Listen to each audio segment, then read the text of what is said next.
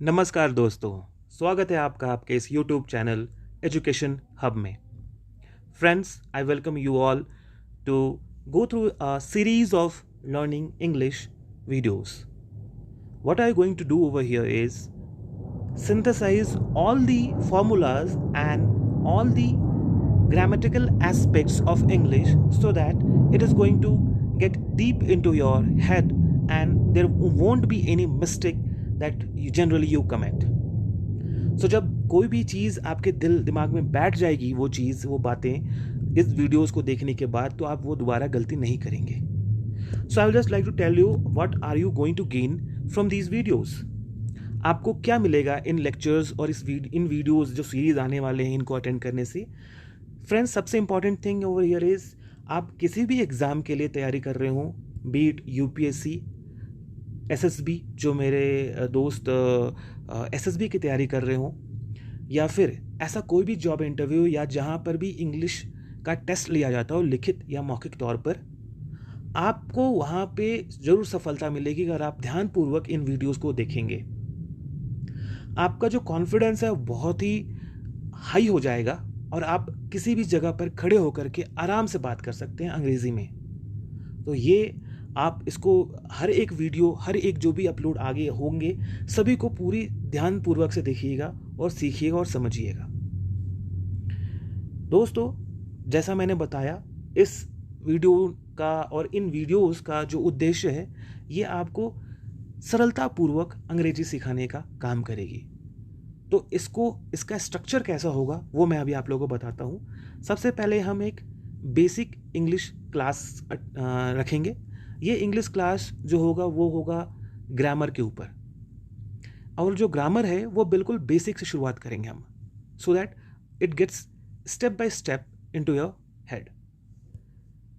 And also for each of the topic that we are going to cover, we are going to see examples on those topics.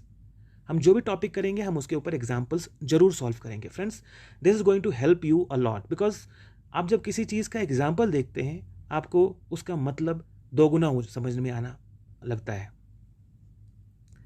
The third thing over here is that I am going to post some homeworks for you guys, and I am going to expect that you all are going to do these homeworks very religiously at your own time. आप जब ये homework करेंगे, आप देखेंगे कि आपका जो confidence है, आपका जो ज्ञान है, वो दोगुना या तिगुना हो जाएगा. तो ज़रूर ये होमवर्क कीजिए और कमेंट पे पोस्ट कीजिएगा. And over here a new thing which I have taken to know or I have made for you guys is that learning 5 new words. मैं ऐसे 5 नए शब्द जो कि डेली न्यूज़पेपर से निकालूंगा और एडिटोरियल से, और वो मैं आप सबके समक्ष रखूंगा. And I am going to teach you how you are going to learn and remember those 5 words. Is a new thing that we are going to do over here. तो इसको बहुत ध्यान से लास्ट तक देखिएगा, बहुत मज़ेदार चीज़ होगी, आपको मज़ा आएगा लास्ट में. So without wasting any time, let's start. The first lesson that we are going to see over here is the recap of basics, that is of our English. And if we start with our English, starts with vowels and consonants. General idea सभी को पता होता है vowels and consonants की. हम यहाँ पे refresh करेंगे अपने आप को. vowels क्या होता है उससे पहले देखिए, total there are 26 letters in English. अंग्रेजी में 26 लेटर्स होते हैं. And out of that A, E, I, O and U, these are the 5 letters which are considered as vowels. There's also a sixth letter which is Y. So if I tell vowels are A, E, I, O, U and sometimes Y. Just repeat after me. मेरे पीछे दोहराइए. Vowels are A, E, I, O, U and sometimes Y. Now we'll see the example why Y is considered as a vowel, and rest all other letters except these 5 or 6 are considered as consonants. Now just see the example. Here I have written few of the words like mat, egg, pig, goal and put. Each of these words are having one or other letters which are included as a vowel. Now see on the right side. आप जब दाहिने side देखेंगे, एक example लिखा है bicycle. यहाँ पे y को मैंने मार्क कर रखा है, आप एक बार ध्यान से इसको देखिए। जब प्रोनाउंस हम करते हैं, whenever we are going to pronounce the word bicycle, how are we going to pronounce it? It is bicycle, sickle. y is sounded like an I. y का जो उच्चारण है वो I की तरह हो रहा है, तो यहाँ पे जो y है that is considered as a vowel. Understood? y जब I की तरह साउंड करता है और I एक वॉवेल है, तो y भी वॉवेल का काम करता है। तो ऐसे वर्ड्स आपको ढूंढने हैं और आप नोट डाउन कर लीजिएगा, ज़्यादा नहीं मिलेंगे बट ये नोट डाउन करके अपने पास रख लीजिएगा, y का इस्तेमाल एज ए वॉवेल कहाँ कहाँ होता है।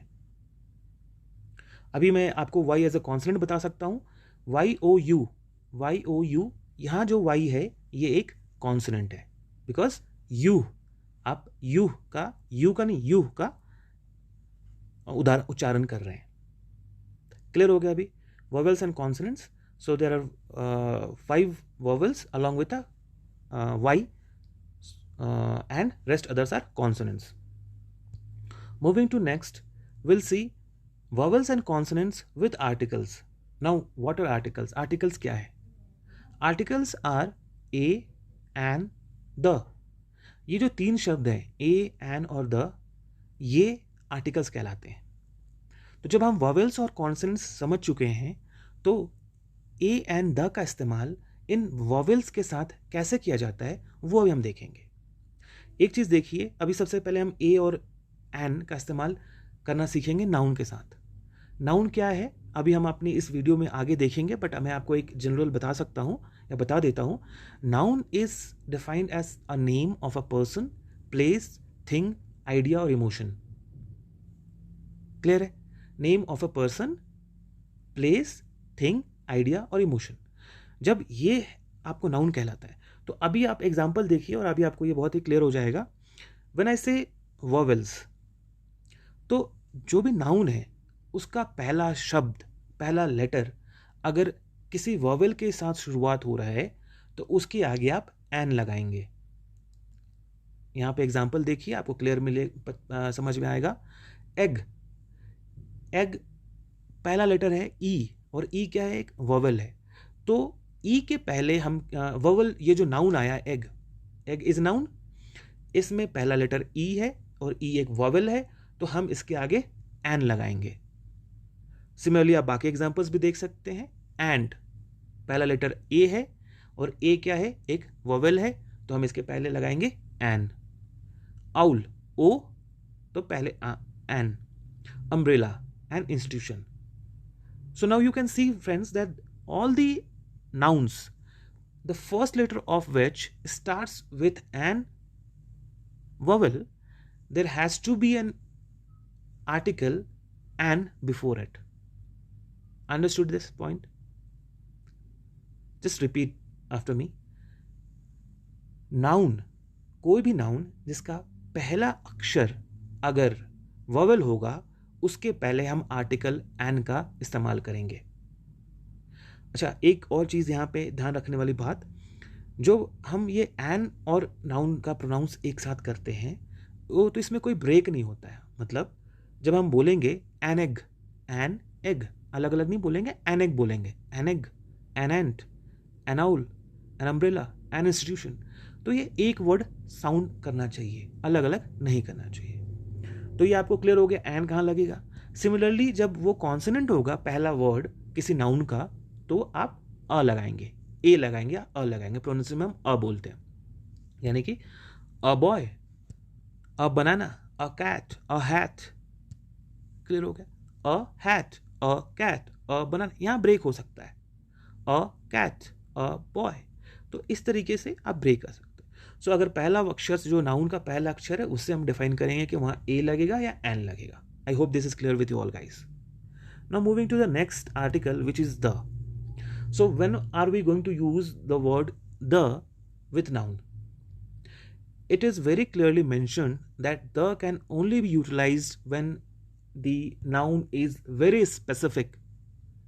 Specific का मतलब हुआ कि वो अपने तरीके का एक ही हो, ऐसा कुछ। Be it place, thing, name, but it is of its own kind. वो अपने तरीका का एक ही हो, उसको हम उसमें हम द का इस्तेमाल करेंगे। तो यहाँ पे एग्जाम्पल देखिए। सबसे पहला एग्जाम्पल अर्थ। अर्थ क्या अकेला है, अपने तरीके का एक ही है, तो हम क्या बोलेंगे द अर्थ। मूवी सुपर 30, हमें पता है मूवी सुपर 30 बनी थी, वो भी अकेला एक ही मूवी बनी है super 30, we can say the movie super 30। Similarly the Taj Mahal. अभी फ्रेंड्स यहाँ बहुत इंपॉर्टेंट जो स्लाइड है आप लोग के सामने आया है, अ एंड द का इस्तेमाल, आर्टिकल्स का इस्तेमाल कैसे करेंगे, इसके कुछ फार्मूलाज हैं। आप लोगों को ये फार्मूला रटने हैं, दिमाग में ध्यान रखना है ताकि आप गलती ना करें। तो इन फार्मूला को और इन स्लाइड्स को, 2 स्लाइड्स को बहुत ध्यानपूर्वक देखें ताकि आप गलती ना करें। सबसे पहला फार्मूला क्या है? The formula says use A और an the first time use a noun in a paragraph. आप कोई भी पैराग्राफ लिख रहे हैं या इनफैक्ट बोल रहे हैं, तो जो पहली बार आप जब उस नाउन का जिक्र करेंगे तो आप उसके साथ ए या एन लगाएंगे, और वो हमने सीखा है कैसे लगाना है। नाउन का अगर पहला वर्ड कॉन्सोनेंट है या वोवेल है, उसके हिसाब से हम तय करेंगे कि उसमें ए लगाना है या एन लगाना है। तो जब भी हम पहला कोई भी वाक्य लिखते हैं किसी भी अनुच्छेद के ऊपर, तो उसमें हम जो नाउन है उसको डिस्क्राइब करेंगे ए या एन से। एग्जाम्पल में देखिए, I ate a chocolate, I saw a boy with books. Clear हो गया। दूसरा फॉर्मूला बोलता है कि use the second time you use the same noun in the same paragraph. मतलब क्या है कि अगर आप वही सेम पैराग्राफ लिख रहे हैं या बोल रहे हैं, तो उसके अंदर अगर आप उसी नाउन को दोबारा जिक्र कर रहे हैं, उसी नाउन का जिक्र कर रहे हैं, तो यहाँ पे वो अब स्पेसिफिक हो गया। आपने पहली बार उस नाउन के बारे में बता दिया और दूसरी बार जब आप उसके बारे में जिक्र करेंगे तो वो स्पेसिफिक हो गया, वहाँ पे आप द का इस्तेमाल करेंगे। एग्जाम्पल देखिए, I ate a chocolate yesterday, मैंने कल एक चॉकलेट खाया था। चॉकलेट को मैंने डिफाइन कर दिया कि मैंने चॉकलेट खाया था। The chocolate was delicious. अब वो चॉकलेट क्या मैं उसके बारे में जिक्र कर रहा हूँ फिर से, तो मैं बोलूँगा the chocolate was delicious. I saw a boy with books, the boy was walking very fast. The boy, ठीक है, क्योंकि दोबारा मैं उसका जिक्र कर रहा हूँ उस नाउन का, तो मैं अब द का इस्तेमाल करूँगा। क्लियर होगा सेकेंड फॉर्मूला। थर्ड फॉर्मूला, जब मैं आर्टिकल का इस्तेमाल नहीं कर रहा हूँ, मुझे ऐसा कहाँ पे मैं हूँ जहाँ पे मैं ना ए का, ना एन का, ना द का इस्तेमाल करूँगा। So don't use a an or the with plural count noun when you means some of many things any or general. जब भी हम किसी प्लूरल काउंट के बारे में बात करेंगे, मतलब प्लूरल संख्या की बात करेंगे, बहुत सारे ग्रुप और लोगों की बात करेंगे, वहाँ पे हम अपना आर्टिकल का इस्तेमाल नहीं करेंगे जब वो जनरल बात करेंगे। एग्जाम्पल देखिए, शी लाइक्स मैन, उसे आदमी पसंद है। नाउ आदमी एक इकट्ठा एक ग्रुप है, स्पेसिफिक नहीं हो रहा है। सो और ये प्लूरल है, तो जब हम इस चीज़ को डिफाइन कर रहे हैं, in general topic, in general sense में बात कर रहे हैं, वहाँ पे हम आर्टिकल का इस्तेमाल नहीं कर रहे हैं। क्लियर है third formula. Now the next formula is use of a or an if the title is not specific title। जो टाइटल है अगर वो स्पेसिफिक टाइटल नहीं है, मतलब हम किसी स्पेसिफिक बंदे की जिक्र नहीं कर रहे हैं, वहाँ पे हम उस ए और एन का इस्तेमाल नहीं करेंगे। एग्जाम्पल क्या बोलता है, अ डॉक्टर। अभी मैं किसी डॉक्टर के बारे में बता रहा हूँ, जनरल बता रहा हूँ कि डॉक्टर हैज़ विजिटेड मी, एक डॉक्टर मेरे पास आया था।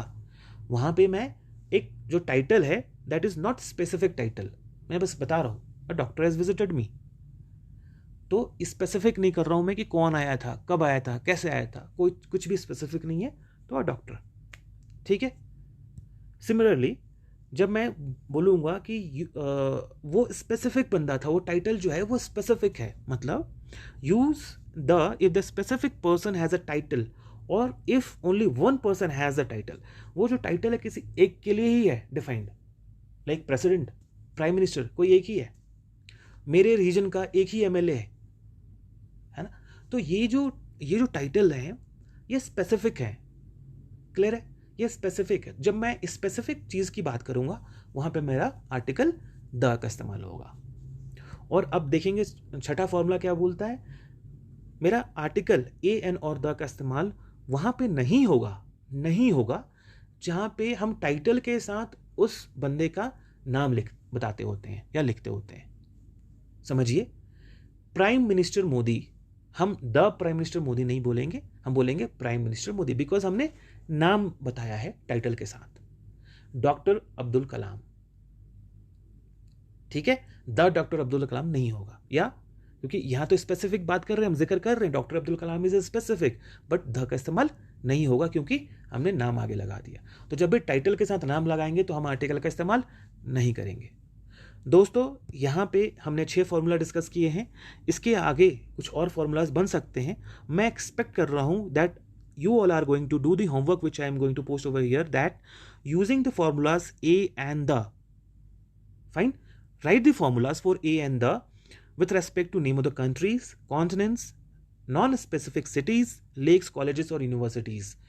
So draw your formulas and do mention in the comment. I want to see that how many formulas that you guys have created by your own. Understood? Now moving on to the next portion of the lecture, which is parts of speech. Speech के अंदर हम किन किन चीज़ों का इस्तेमाल करते हैं उसको हम अभी देखेंगे। सबसे पहला आता है नाउन यानी कि संज्ञा, फिर है प्रोनाउन यानी सर्वनाम, वर्ब यानी क्रिया, एडजेक्टिव यानी विशेषण जो विशेषता बताता हो, एडवर्ब क्रिया विशेषण जो क्रिया का विशेषता क्रिया की विशेषता बताता हो, एडवर्ब, प्रीपोजिशन पूर्व सर्ग, कंजंक्शन संयोजन जोड़ना, एंड इंटरजेक्शन दैट मीन्स विस्मयादि बोधक.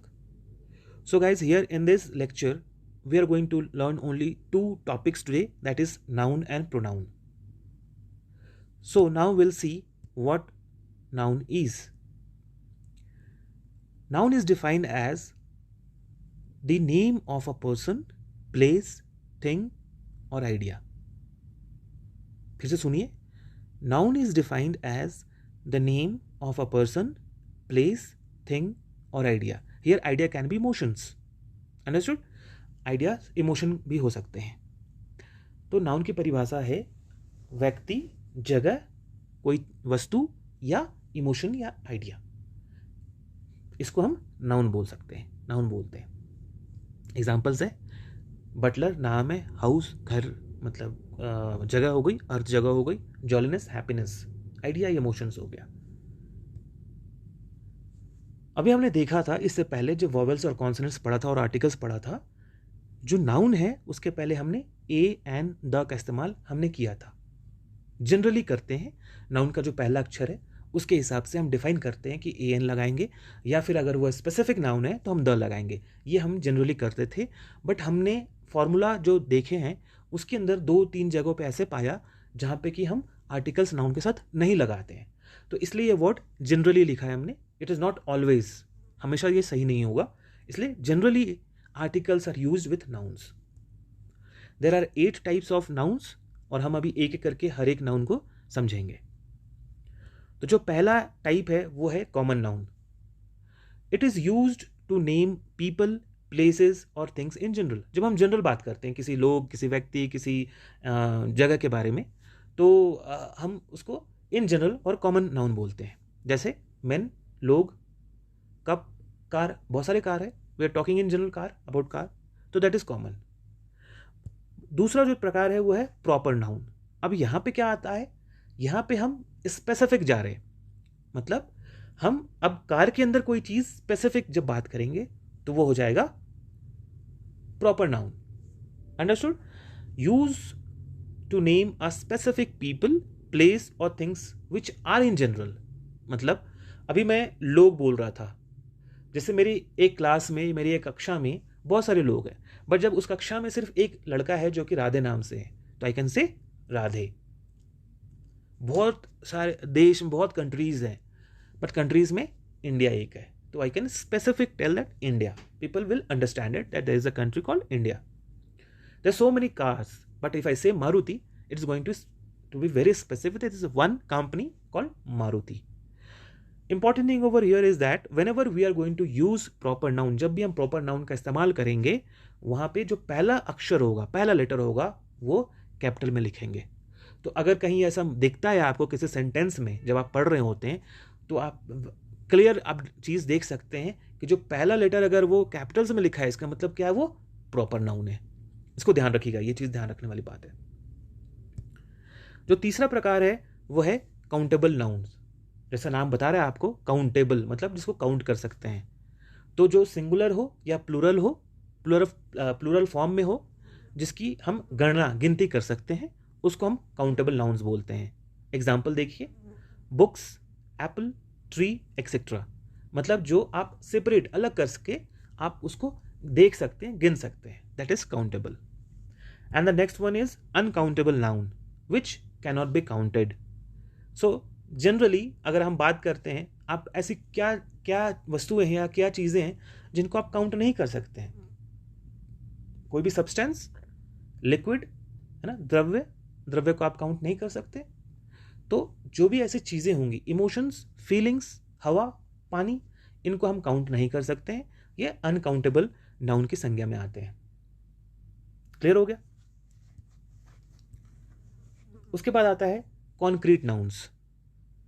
कॉन्क्रीट अगर हम बात करते हैं तो सबसे पहले क्या, एक लेमन टर्म में, एक वैसे जनरल टर्म में जब हम बोलते हैं कॉन्क्रीट, तो कॉन्क्रीट की दीवार बोलते हैं।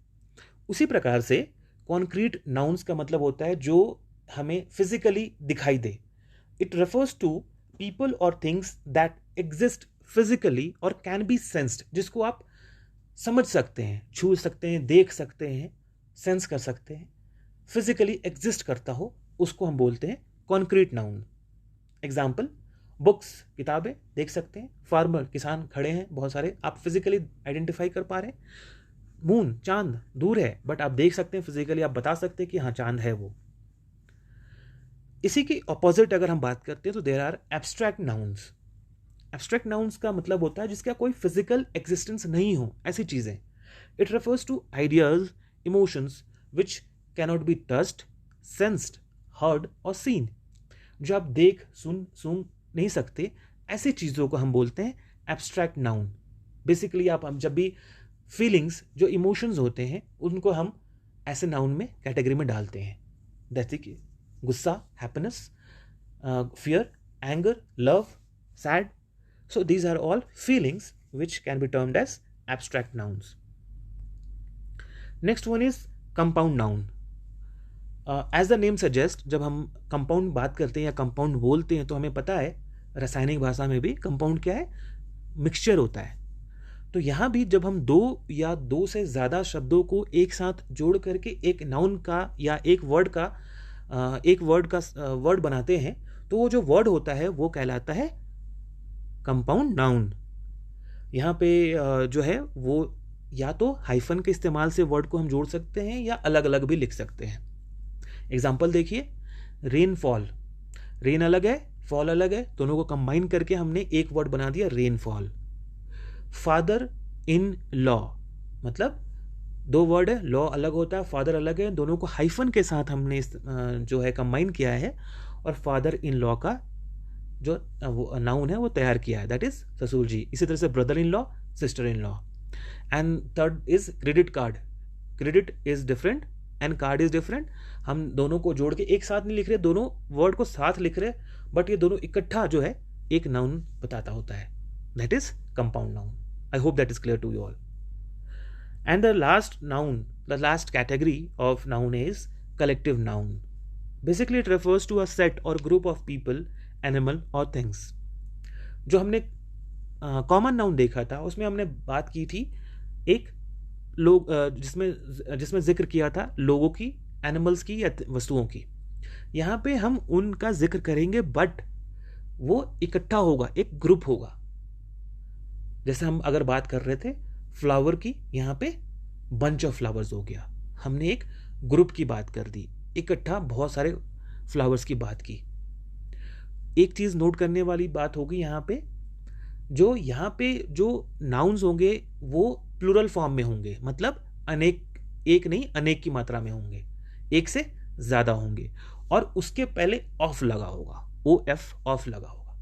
तो ऐसा कोई भी जो ऑफ के साथ जो है प्लूरल फॉर्म में होगा वो आपका कलेक्टिव नाउन कहलाएगा। एग्जाम्पल्स में देखिए, बंच ऑफ फ्लावर्स, बंच मतलब बहुत सारे इकट्ठा, एक गुलदस्ता। स्टैक ऑफ सैक्स, जो बोरे रखते हैं, बोरों का एक साथ रखना, दैट इज स्टैक, स्टैकिंग करते हैं हम, एक के ऊपर एक रखते हैं। And pile of books, pile again of books, books, book यहाँ पे एक नाउन है, बुक्स कर दिया प्लूरल फॉर्म हो गया, ऑफ के साथ हमने लगाया पाइल, जब आप पाइलिंग करते हैं, एक के ऊपर एक किताबें रखते हैं। तो friends, I hope that all the types of noun is clear to you.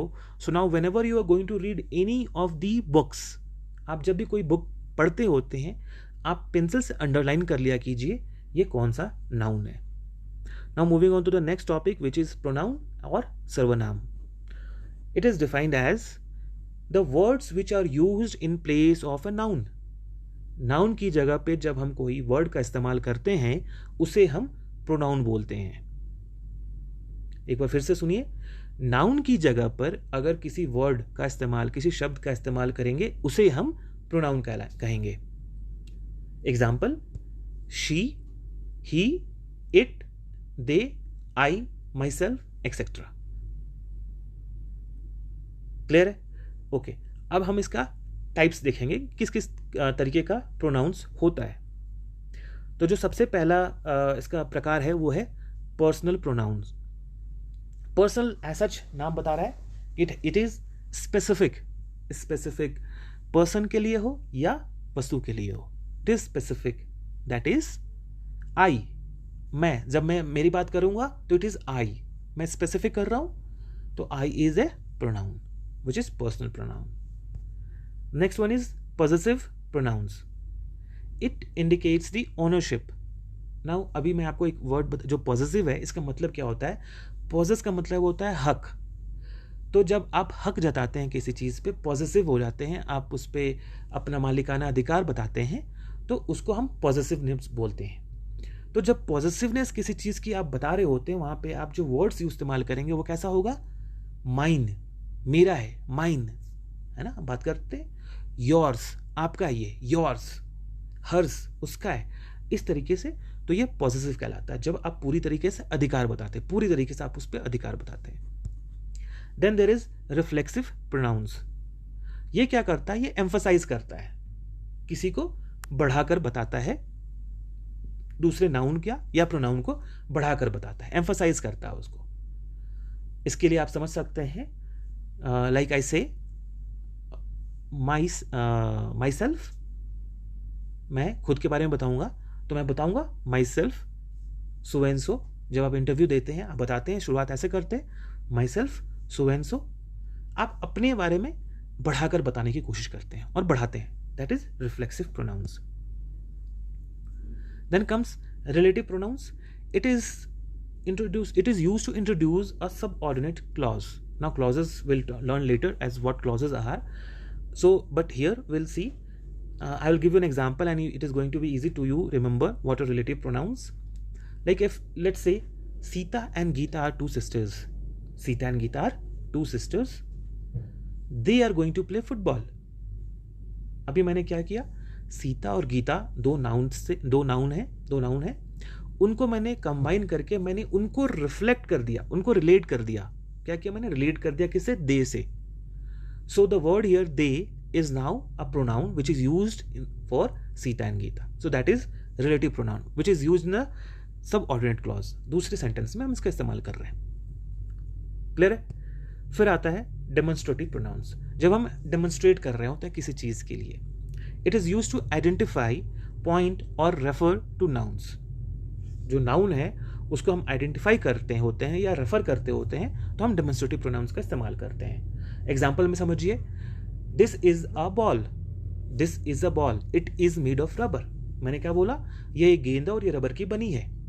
This is a ball and it is made of rubber. जो इट है यहाँ पे, ये क्या बता रहा है, उसको बॉल को डेमोन्स्ट्रेट कर रहा है, बॉल के बारे में बता रहा है, रेफर कर रहा है बॉल को कि it is made of rubber. तो I hope all the types of pronouns are clear to you. Guys, friends, ये जो slide अभी आपके सामने है, this is the most important slide of this video, this lecture. I hope that you are going to pause here for some times and take a good look on this view foil. आप इस slide को, इस picture, इस frame को जरूर से देखें, time दे, यहाँ पे पॉज करें और इसको देखें। और मैं ये बस एक बार आपको जस्ट एक बार ब्रीफ कर देता हूँ, बिकॉज ये जो चार्ट है प्रोनाउन का, ये आपकी मदद करने वाला है आपकी बोलचाल में, आपकी अंग्रेजी के लिखने में। ये ज़रूर से देखें और इसको ज़रूर से सीखें। जब मैं बात करता होता हूँ फर्स्ट सिंगुलर पर्सन में, मतलब मैं जब मेरी बात करता हूँ, सिंगुलर पर्सन मतलब फर्स्ट पर्सन यानी मैं, सेकंड पर्सन मतलब मेरे सामने वाला आप, थर्ड पर्सन मतलब हम दोनों के अलावा तीसरे किसी की बात करते होते हैं। तो ये जो तीन तरीके के फॉर्म, हम इन्हीं तीन में बात कर सकते हैं। या तो मैं मेरी बात करूंगा, या आपकी बात करूंगा, या तीसरे की बात करूंगा। अब मैं जब मेरी बात करूंगा तो मैं या तो अकेला हो सकता हूं, या मैं एक ग्रुप हो सकता हूं, आप एक ग्रुप हो सकते हो, या तीसरा वाला बंदा जो है वो एक ग्रुप हो सकता है। यही दो प्रकार होते हैं, मतलब तीन फॉर्म है और तीनों के दो प्रकार है, या तो मैं सिंगुलर होऊंगा या प्लूरल होऊंगा। और जो नाउन्स हमने यहाँ पे देखे थे, उन्हीं नाउन्स के साथ हम इस जो फॉर्म्स हैं, पर्सन का जो फॉर्म है फर्स्ट सेकंड थर्ड, इसका कैसे इस्तेमाल करते हैं वो इस चार्ट में बताया गया है। आप इसको ज़रूर देखें और हर एक वर्ड से आप एक सेंटेंस बनाइए और इसको कमेंट में पोस्ट कीजिए। I again give this as a homework to you all guys. I will just brief you on the first line itself. Like if I say I, that is subject pronoun. मैं खुद के बारे में बता रहा हूँ, that is subject pronoun. When I say me, है ना, जब मैं me बताऊंगा that is object, क्योंकि मैं अपने आप को एक ऑब्जेक्ट बना रहा हूँ। अभी सब्जेक्ट मतलब मैं शुरुआत मेरे से कर रहा हूँ, ऑब्जेक्ट किसी चीज़ में मैं खुद को डिफाइन कर रहा हूँ as a object, me.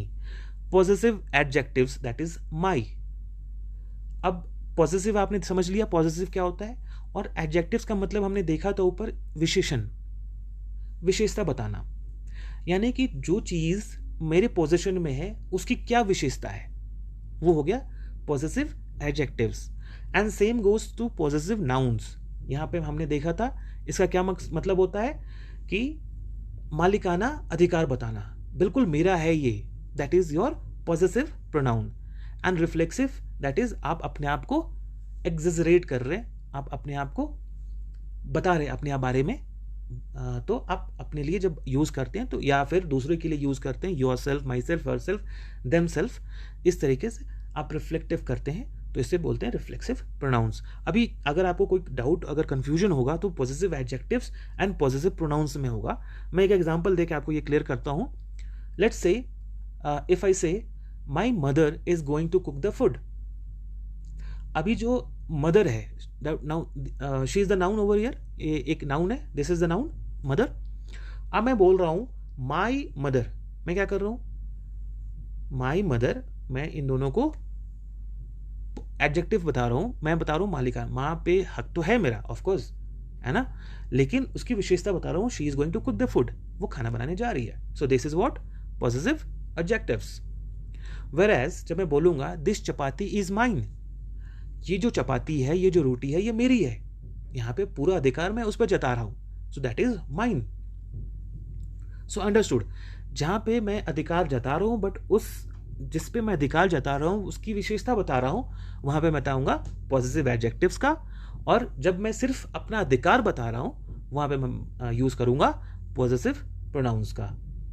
I hope now all these 5 types of pronouns are clear to you all. I'll just give a very brief of the examples of the pronouns over here. I am very smart. We are going to win the match. They had gone for swimming. She herself burned the book. It belongs to Dan. You are acting weird. So now if you see, दोस्तों आप ये जो mentioned है red में यहाँ पे, मैं उम्मीद करूँगा अगेन आप लोग जो है इसका फॉर्म बताइए, कमेंट कीजिए और खुद से लिखिए कि कौन सा फॉर्म है, सिंगुलर है या प्लूरल फॉर्म का है, और ये किस कैटेगरी, प्रोनाउन के किस कैटेगरी में आता है। ये जो 5-6 जो सेंटेंसेस इसमें मेंशन है स्लाइड पे, इसको आप जरूर आप खुद से होमवर्क कीजिए इसके ऊपर। अब आता मजेदार पार्ट, एडिटोरियल पेज। जैसा मैंने आप लोगों को बताया, जो इन वीडियोस में, जो आगे आने वाले वीडियोस में भी जो अच्छी चीज़ें हमने यहाँ पे सीखेंगे वो है 5 नए शब्द। तो सबसे पहले हम लेते हैं एक कोई भी editorial page. I hope and I believe that you are not going to read out what is there in the page. So what I have done, I have read the article and I have selected few words out of it, basically तो 5 words मैंने खुद से पढ़ के 5 words select किए आपके लिए. Now what are this 5 words? First one is immersed, second one is aggression, third is seized, fourth is escalate and the fifth one is tangible. हो सकता है आपको, आप में से बहुत लोगों को मतलब इसका पता होगा, बट फिर भी हम कोशिश करेंगे, जिसको नहीं पता है वो जरूर सीखे. तो जब सबसे पहला शब्द था वो था इमर्स्ड, यानी कि बिकम एपरेंट और विजिबल, जो आपको दिखाई दे या विजिबल हो उसको हम बोलते हैं इमर्स्ड, सामने आए. अच्छा, अभी मैं बताऊंगा ये आप कोई भी वर्ड्स को कैसे ध्यान में रख सकते हैं, कैसे आप उसको याद कर सकते हैं और काफ़ी लंबे समय तक. आप जब भी वर्ड्स को ब्रेक करते हैं, तोड़ते हैं, अपनी भाषा में उसको तोड़िए. मतलब कहने का ये हुआ कि अगर मुझे कोई बोले कि इमर्ज को कैसे याद करोगे, मैं करूँगा इमर्ज, इमर्ज मतलब ई मर जा, इमली मर जा. इमली सूख जाती है तो बिल्कुल अलग से दिखाई देती है, दैट इज क्वाइट विजिबल. तो इमली मर जा यानी ई मर जा. तो अब मैं अभी मेरे दिमाग में अगर इमर जाएगा तो क्या आएगा कि इमली, सूखी हुई इमली, एक पिक्चर आ रहा है और वो फिर क्या, वो क्या है, अलग से दिखाई दे रहा है, दैट इज क्वाइट विजिबल और एपरेंट. तो ये इस तरीके से मैंने इमर्ज को याद किया है. सिमिलरली आप अपने तरीके से भी चीज़ों को याद रख सकते हैं. आप अपनी भाषा में, अपने लैंग्वेज में चीज़ों को ब्रेक कीजिए, उसको एक पिक्चर का रूप दीजिए और उसको याद कीजिए. ये बहुत ही कारगर साबित होता है और इससे आप बहुत लंबे समय तक अपने शब्द को याद रख सकते हैं. Second word is aggression, that is feeling of anger और रेडीनेस टू अटैक और कन्फ्रंट. किसी का सामना करने के लिए तैयार रहना या गुस्से में बिल्कुल, ये होता है अग्रेशन. ब्रेक कीजिए, अग्रेशन, अग्रेसन, सन मतलब लड़का, अग्रे यानी अग्रवाल जी का लड़का बहुत गुस्से वाला है.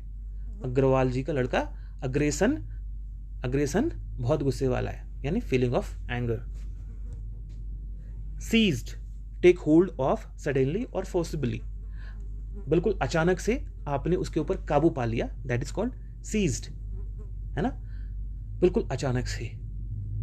तो इसको कैसे याद रखूंगा मैं? ये तो बिल्कुल छोटा सा वर्ड है.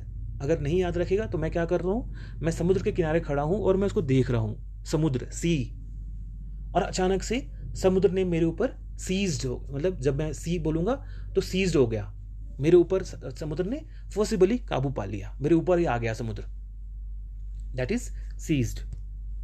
Next is escalate, increase rapidly, किसी चीज का एकदम से बढ़ जाना, दैट इज एस्केलेट.